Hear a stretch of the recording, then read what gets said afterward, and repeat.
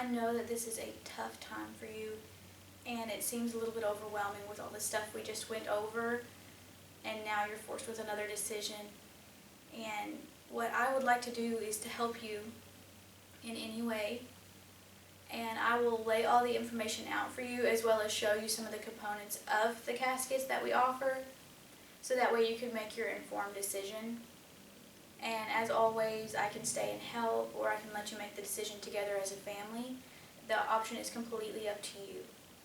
Now, getting started, we have our casket price list, which I laid on the table in front of you, and those are your copies to keep. It's a list of every casket that we can get for you, as well as the price. And if you do not see the casket in our showroom, we have the booklet laid right beside the casket price list.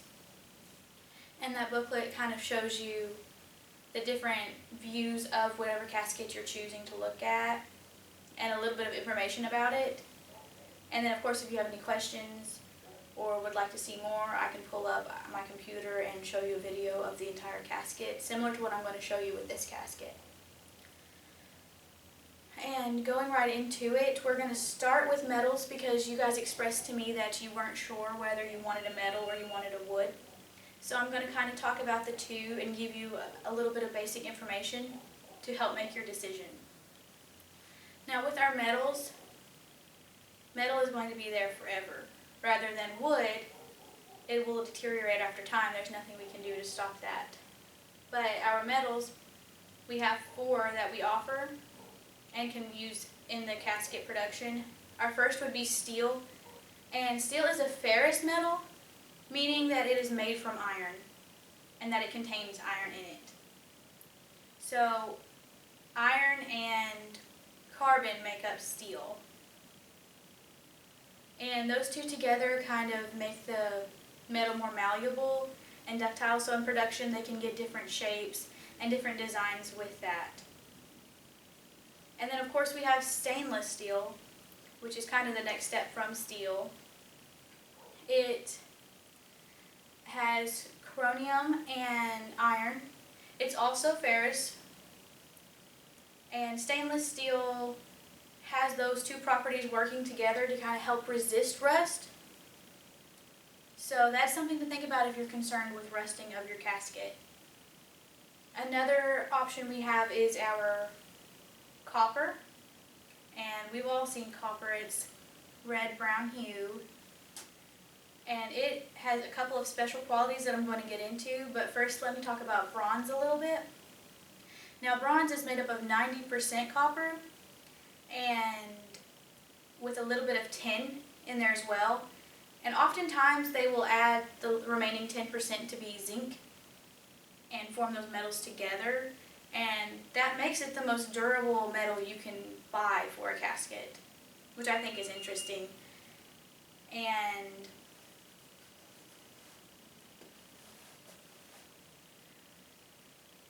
after talking about copper and our bronze, those two together form a perfection metal, which really just means that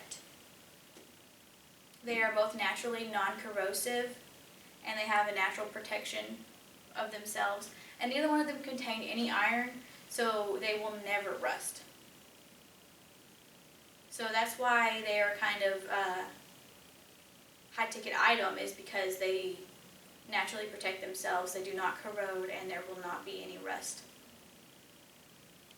And going straight into the wooden caskets that we offer, this particular one is a hardwood casket, and we differentiate the two. Hardwood is made from deciduous trees, and deciduous trees lose their leaves annually, and this is oak. It is solid oak with a natural finish is this casket, so it would be a hardwood casket. And our softwoods would be our come from our coniferous trees, like those that keep their leaves all year long. And going back to this casket here, you'll notice the knots and the lines from the wood are still in the design. I really personally like that. The craftsmanship is beautiful here, how they do layer after layer to give it some texture and kind of pucker over that body molding. And the pie is really interesting because it forms a perfect triangle almost, and you can tell that there was time taken into the design of this casket. And even though there was design put into just the wood itself, I think that that is very elegant. And even the hardwood here on the side, on the body panels, is simple, not overdone, but still very elegant. And sometimes less is more. This is a different hue of wood, but it is still oak, and it forms the corner kind of in a decorative shape. On this body molding here we have our lug, which puckers out from the body molding about a 1/2 inch, and then we have a metal arm that comes down and attaches to the handle, as well as a metal tip. And this is a full swing bar. And when we go to lift the casket, all the pallbearers would lift, swing it out, and then hoist it up like so. There are stationary bars, and then there are swing bars, and this is the swing bar. Now from the swing bar, I'm going to talk with you about the interiors. And what's interesting with this casket is it's a combination interior, which means it's got different designs and styles going on, but it's not a hodgepodge of everything happening at once. It all kind of correlates together. And with our rolls here, it is a velvet material and a shirred design with the grouping of the material. This is a straight tailored back on the interior cap panel with decorative buttons. And our extend over is a nice white crepe. It's semi-tailored and very elegant. On the inside of the casket we have the same thing, a crepe, semi-tailored. And feel free to come up and get a closer look at the differences between the velvet and the crepe and just see what your personal preference would be. I don't mind at all. And next we're going to talk about our overlay. And it is also a shirred material with the groupings and how they were sewn in parallel lines together.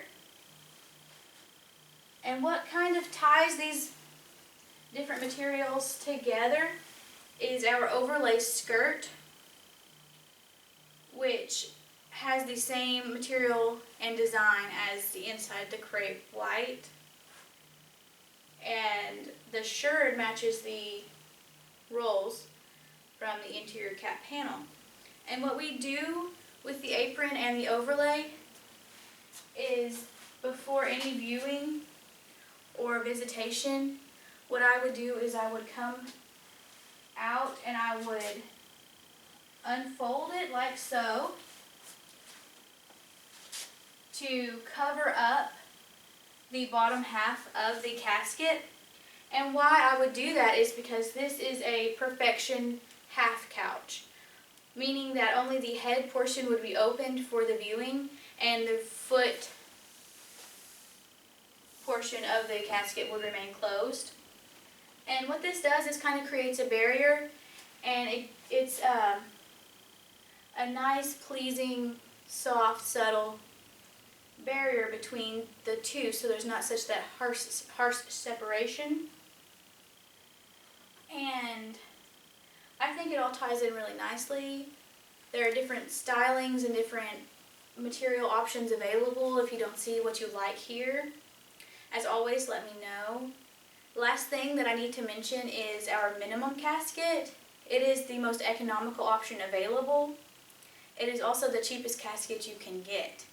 It is often made out of cardboard or similar materials. It's also on your casket price list.